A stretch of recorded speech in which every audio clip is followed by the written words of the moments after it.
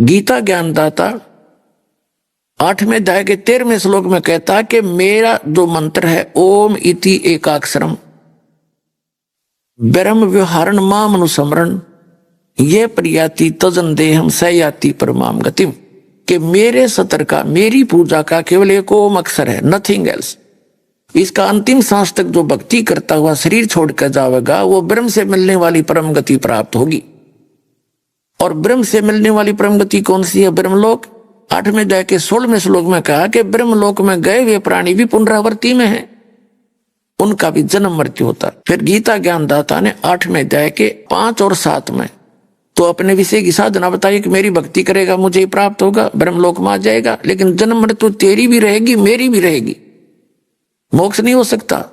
और जैसा कर्म करेगा वैसा फल भी मिलता रहेगा। लेकिन 8वें अध्याय के प्रथम मंत्र में अर्जुन ने पूछा कि किम तत् ब्रह्म, उसका उत्तर दिया 8वें अध्याय के 3रे श्लोक में गीता में कि वो परम अक्षर ब्रह्म है।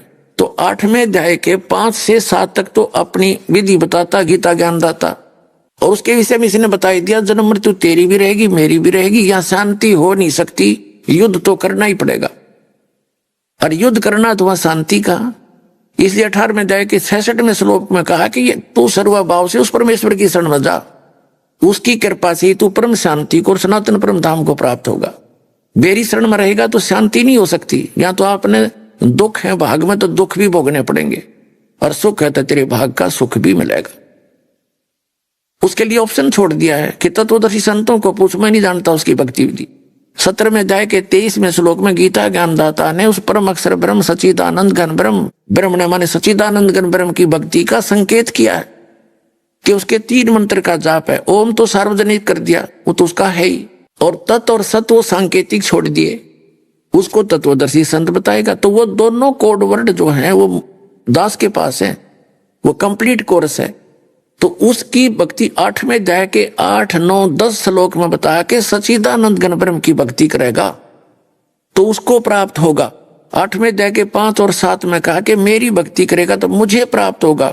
ब्रह्म की साधना करने वाला ब्रह्मलोक में जाएगा। गीता अध्याय नंबर 8 के श्लोक नंबर 16 में स्पष्ट कर दिया है कि ब्रह्मलोक पर्यंत सभी पुनरावृत्ति के अंदर है।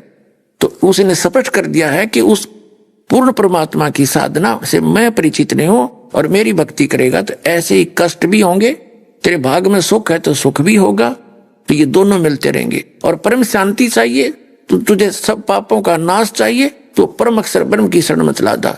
उसके लिए तत्वदर्शी संत की खोज कर ले। तो वो तत्वदर्शी संत ये दास रामपाल दास सतलोक आश्रम भारत के अंदर है।